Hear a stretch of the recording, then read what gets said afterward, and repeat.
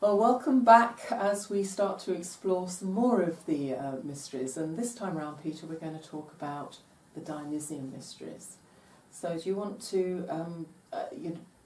we've already mentioned the link with Francis Bacon's name, but I think it's rather lovely to go over that again for those who maybe haven't heard it before. Oh, yeah, it is. Yes. It kind of helps an entry into the whole Baconian story, really, Yeah. and the mysteries that way. But Bacon must have been quite proud of his name, because it's useful, because in Italian his name is Bacco, as appears on some of the title pages of his Italian books. And Bacco is actually the name of Bacchus, the Italian way of writing Bacchus. And Bacchus is another name for Dionysus. And then Francis Bacon's Christian name, Francis, means free. And Bacchus was known, or Dionysus was known as the liberator, or the one who is free. And so he was hailed, in Latin, he was hailed as Liber Bacchus, Bacchus the free, or Bacchus the liberator. Yeah. So he is both free of the, he becomes immortal, in other words, he's free of mortal things. But he can also liberate others, set them free as a teacher and initiator in his own right. And so this really is what the Dionysian Mysteries are about, but is it coincidence? Who knows that actually Francis Bacon's name leads you into them? I know. I mean, it's amazing. He kept his name. I mean, he did consider using a pseudonym for all his philosophical works, just as he used a pseudonym for some of his other work. Yeah. So if he had used a pseudonym, we wouldn't have a clue that he wrote them. Yeah. Yeah. But in the end, he decided to keep his name Francis Bacon for his philosophical works, and it does help. It helps you realise his whole mythology and so on is actually based on the mysteries, the Dionysian Mysteries, and which are also the Christian mysteries. Yeah. Only most people don't realise that. Yeah. So people who don't know the story of Dionysus, do you want to just outline that briefly for them? Yeah, Dionysus. He was born of what's called a virgin. She was called, in the main myth, she's called Persephone. And she's impregnated by Zeus. She becomes pregnant by Zeus. Yeah. And she goes through her own initiatory process, and which is a loving one. And so that's called the lesser mysteries in mystery schools. And eventually she gives birth to her child. And in the myth it said she gives birth prematurely because when she's 8 months pregnant, she demands to see the father in all his glory. His father is Zeus, and he knows that if he appears in all his glory, he'll consume her up in fire. Yeah. But she demands 3 times, so he has to. Yeah, that's one of the universal laws, isn't it? Universal laws. Yeah. So he appears in all his glory, and she's consumed in fire.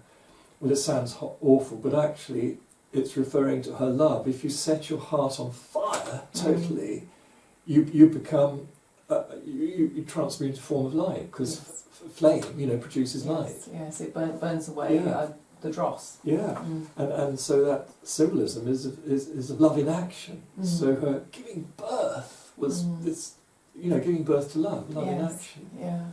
That's what it means. So, but then the baby is rescued, it's said, by Zeus and held in his thigh, symbolic of his light of love. Yeah. And then is reborn at the right time as the child called Zagreus. His name Zagreus at that stage. And Zagreus is immediately attacked by what are called the Titanics, forces, the Titans, sent by Hera, the wife of Zeus.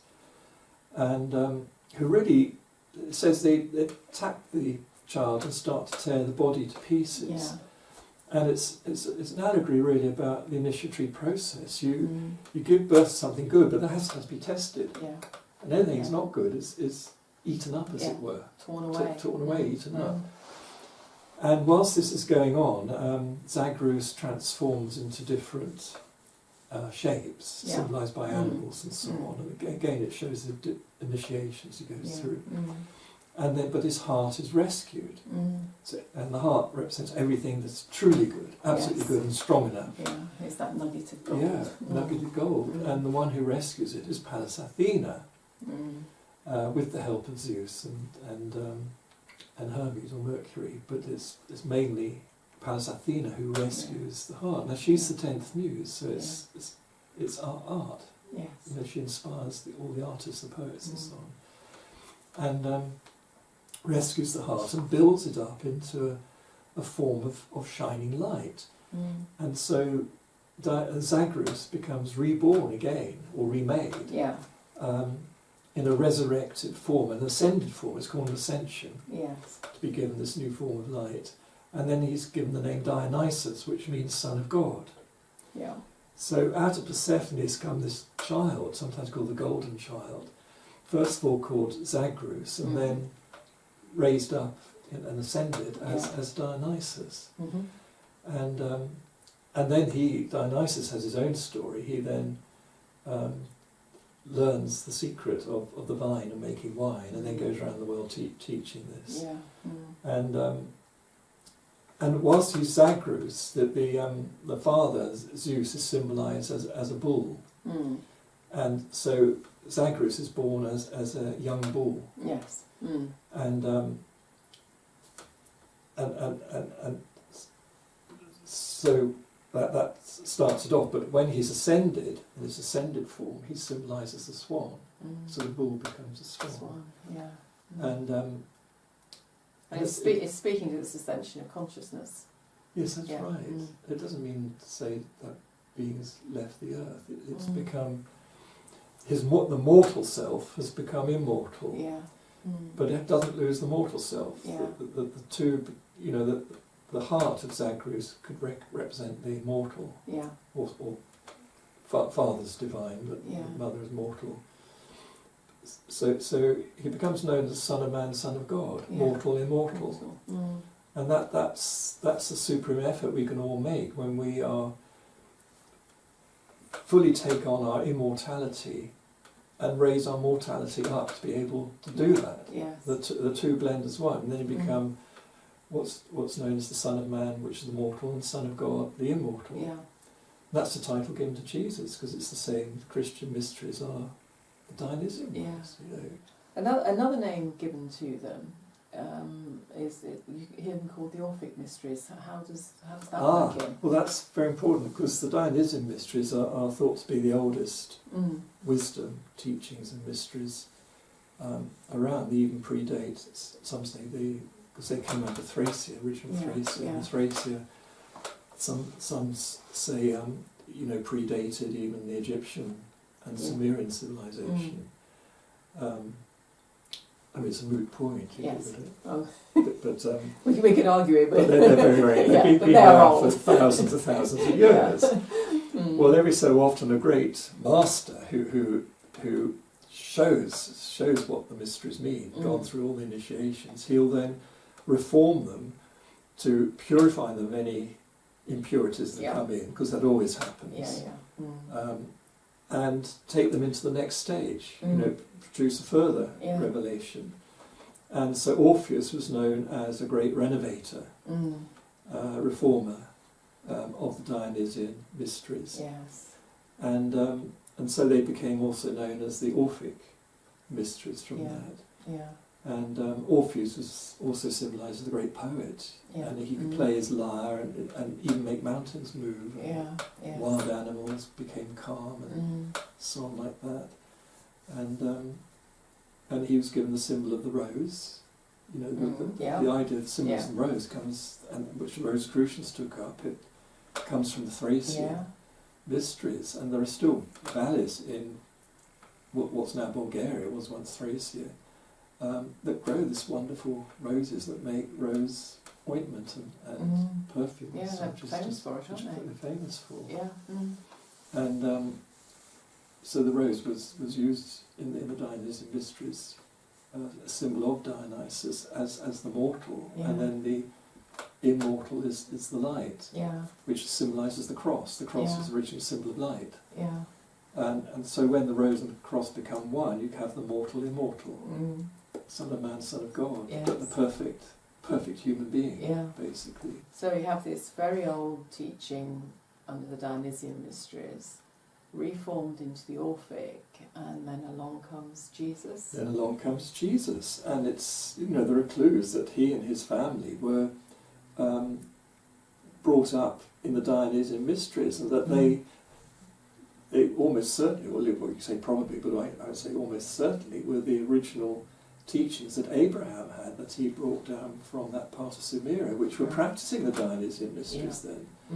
And you can then see Moses try to give the teachings to the people of Israel when they came out of Egypt on Mount Sinai, but they refused it, and only a few could accept them, and they became known as the elect. Yes. And that's the mystery school carried on. But Mm. Moses had to go up the mountain again, come down a second time, and give them a second interpretation of the law. So, as Jesus summed up the original law, which is straight from the Dionysian Mysteries, God is love. Yeah. So love God, which is love, and love each other. Yeah. And do good, look after each other. And if we all lived by that, we wouldn't go far Yeah. wrong, would we? no, feed the hungry, look after them. Help those who've got no money, help them out of poverty, and house the homeless. Yeah. Fundamental teachings that are in the Bible. They're also in the Old Testament as well as the New. And teachers, Jesus gave out the original teachings. Well, that's what Moses tried to give.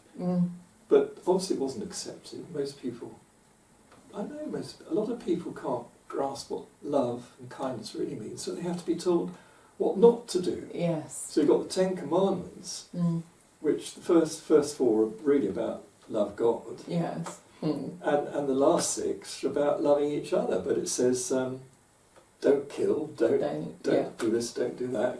Absolutely. It gives a negative. Cover thy neighbour's ass. And Yes. yes. Yeah. But it's wonderful to see that flow through, and maybe here we are now at a time where Christ's teachings have been corrupted, or possibly we're going back. Dionysian teachings have been corrupted once again. Maybe we're due a new teacher. Maybe we are. I mean, for me, Jesus' teachings are absolutely the best of all in the world. I suppose the Buddhist teachings match it, like the Dalai Lama says, just be kind. Yeah. Babaji, for Hindu.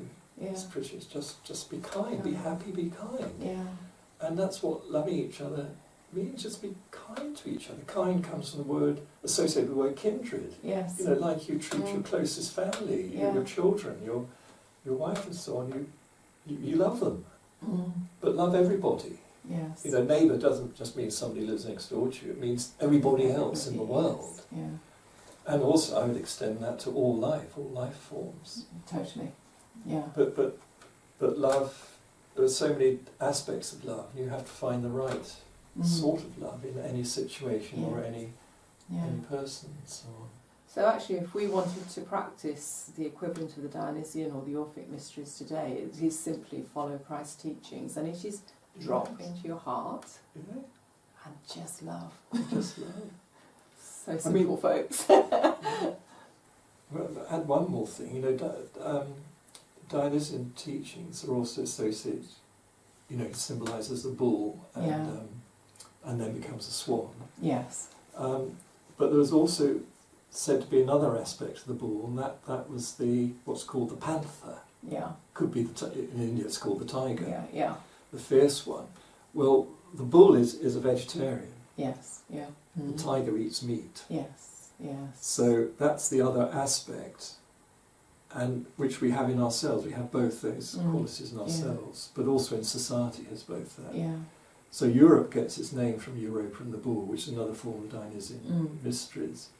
Well, Europe as a whole has the bull nature. It's it's a grazing animal. It's symbolically vegetarian. It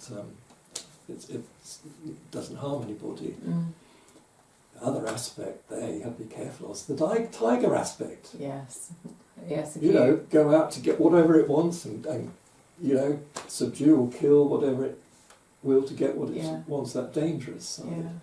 Well, Dionysus was known also as the master of the Panther, so he's given the title Son of the Panther, which means, he's mastered that nature, Son of the Panther, just like he's Son of the Bull. Yeah. And that was the title given to Jesus. He was known as Yeshua ben Panthera, which means Jesus, Son of the Panther. Oh, wow. And so Jesus' father, Joseph of Nazareth, he was known as Joseph ben Panthera. Yeah. And also Jesus' uncle, which is Joseph's brother, was known as Cleopas ben Panthera.